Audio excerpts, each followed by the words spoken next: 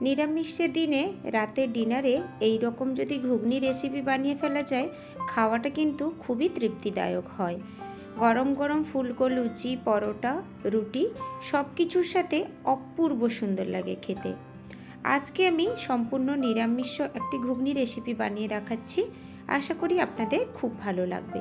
পুরো ভিডিওটি আপনারা একটু মনোযোগ সহকারে দেখুন। রেসিপিটি বানানো কিন্তু খুবই সহজ, তবে দেখে নিন রেসিপিটি আমি কিভাবে বানাচ্ছি। রেসিপিটি বানানোর জন্য আমি এখানে 250 গ্রামের মতো মটর 7 থেকে 8 ঘন্টা আগে ভিজিয়ে রেখেছিলাম। মটরগুলো দেখুন খুব ভালোভাবে ভিজে গেছে। আর এই জলটাকে ফেলে দিয়ে আমি মটরগুলোকে সেদ্ধ করে নেব। তার জন্য আমি একটা প্রেসার কুকার নিয়েছি আর সমস্ত জল ঝরানো মটরগুলো এক এক করে প্রেসার কুকারের মধ্যে দিয়ে দিলাম। আর 1 কাপের মতো জল দিয়ে দিলাম আর দিয়ে দিচ্ছি স্বাদ অনুযায়ী লবণ। আর এখানে 1 চিমটির মতো হলুদ গুঁড়ো দিয়ে দিলাম, একটা দারচিনি স্টিক দিচ্ছি আর একটা মুখ ফাটিয়ে এলাচ দিয়ে দিলাম। এবার এগুলোকে আমি প্রেসার কুকারের মুখটা বন্ধ করে 3টের মতো সিটি দিয়ে নেব। যে কোনো ছোলা মটর রান্না করার সময়, সেদ্ধ করার সময় যদি এইভাবে একটা করে দারচিনি স্টিক বা এলাচ দিয়ে দেওয়া যায়, তো মটর বা ছোলার ভিতরে ফ্লেভারটা কিন্তু দুর্দান্ত আসে। যতক্ষণ ওটা সেদ্ধ হচ্ছে, দেখুন আমি এখানে 2টো মিডিয়াম সাইজের আলুকে এইভাবে ডুমো ডুমো করে কেটে নিয়েছি। আর এগুলো কিন্তু ধুয়ে পরিষ্কার করে রেখেছি। আর নিয়েছি এখানে 1 মুঠোর মতো নারকেল কুচি। এবার সমস্ত কিছুকে আমি পাশে রেখে দিয়ে একটা মশলা তৈরি করব। তার জন্য একটা মিক্সিং জার নিয়েছি আর এখানে একটা বড় সাইজের টমেটোকে এইভাবে ছোট ছোট টুকরো করে কেটে দিয়ে দিয়েছি। আর দিয়ে দিলাম 3টের মতো কাঁচা লঙ্কা আর 1 ইঞ্চের মতো আদাকে এইভাবে স্লাইস করে কেটে নিয়েছি। আর দিলাম একটা দারচিনি স্টিক আর 10টা থেকে 12টার মতো গোলমরিচ আর একটা এলাচ। এবার এগুলোকে জল না দিয়ে আমি একটু খোঁচা খোঁচাভাবে বেটে নেব। মানে একদম মিহি করে বেটে নেওয়ার দরকার নেই, নর্মালভাবে বেটে নিলে হবে। এপাশেও আমার মটরগুলো খুব ভালোভাবে সেদ্ধ হয়ে গেছে। খুব ভালোভাবে মানে আমি কিন্তু ঘেঁটে ফেলিনি, ওপর থেকে খোঁচা খোঁচা রয়েছে কিন্তু ভেতরে একদম সফট হয়ে গেছে।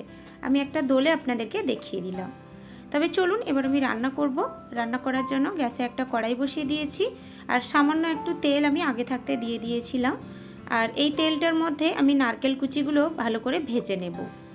সমস্ত নারকেল কুচিগুলো আমি দিয়ে দিয়েছি। এবার গ্যাসের ফ্লেমটা মিডিয়ামে রেখে আমি একদম লাল লাল করে নারকেলগুলো ভেজে নেব।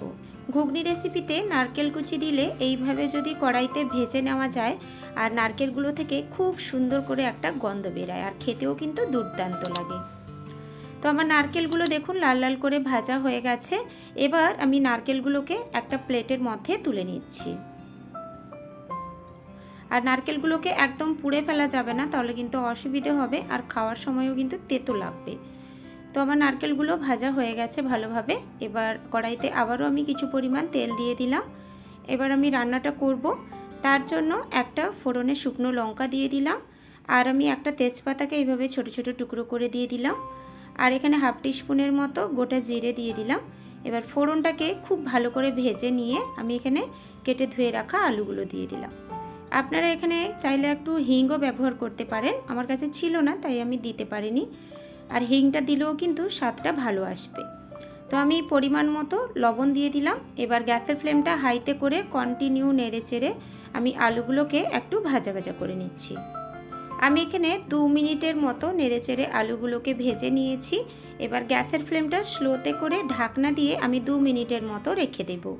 যেহেতু আলুগুলো আমি কিন্তু সেদ্ধ করিনি, তার জন্য এইভাবে নেড়েচেড়ে ভাজার সময় অল্প একটু ঢাকনা দিয়ে দিয়ে আলুগুলো কিন্তু সেদ্ধ করে নিতে হবে।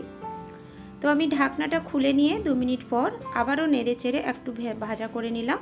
এবার আমি কয়েকটা গুঁড়ো মশলা অ্যাড করছি। তার মধ্যে 1/2 টিস্পুনের মতো হলুদ গুঁড়ো, 1/2 টিস্পুনের মতো কাশ্মীরি লঙ্কার গুঁড়ো আর 1/2 টিস্পুনের মতো দিয়ে দিলাম জিরে ধনের গুঁড়ো। এবার কন্টিনিউ নেড়েচেড়ে আবারও আমি আলুর সাথে ভালো করে একটু ভেজে নিচ্ছি।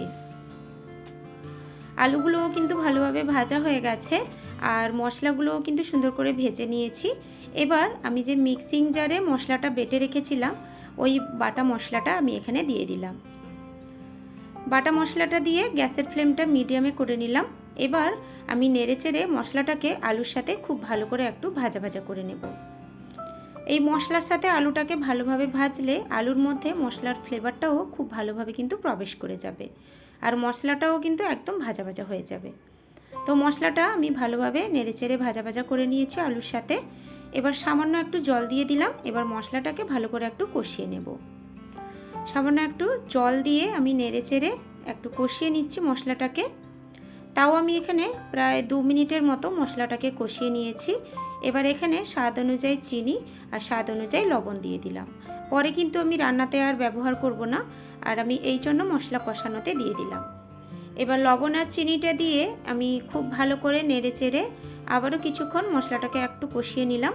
এবার ঢাকনা দিয়ে কিছুক্ষণের জন্য আমি রেখে দিচ্ছি। তাও আমি 2 মিনিটের মতো লো ফ্লেমে রেখে দিয়েছিলাম। দেখুন 2 মিনিট হয়ে যাওয়ার পর মশলাটা খুব ভালোভাবে কষিয়ে গিয়ে মশলা থেকে কিন্তু ভালো পরিমাণে তেল ছাড়তে শুরু করে দিয়েছে। তার মানে মশলাটা আমার ভালোভাবে কষিয়ে গেছে। আর আমি একটু আলুটা সেদ্ধ হয়েছে কিনা ভালোভাবে দেখে নিচ্ছি। দেখুন আলুটাও কিন্তু খুব ভালোভাবে সেদ্ধ হয়ে গেছে। মানে স্প্যাচুলার দিয়ে আমি কেটে দেখাচ্ছি, দেখে নিশ্চয়ই বুঝতে পারলেন আলুটা কিন্তু খুব ভালোভাবে সেদ্ধ হয়ে গেছে। এবার আমি সেদ্ধ করে রাখা মটরগুলো এখানে এক এক করে দিয়ে দিলাম। মটরটা দিয়ে আবারও আমি একসাথে প্রায় 2 থেকে 3 মিনিটের মতো গ্যাসের ফ্লেমটা হাইতে করে সমস্ত কিছুকে ভালো করে একটু কষিয়ে নেব। মশলার সাথে আলু মটরটাকে এইভাবে ভালোভাবে কষিয়ে নিলে ওই মটর আর আলুর মধ্যে মশলার ফ্লেভারটা কিন্তু খুব ভালোভাবে প্রবেশ করে যায়।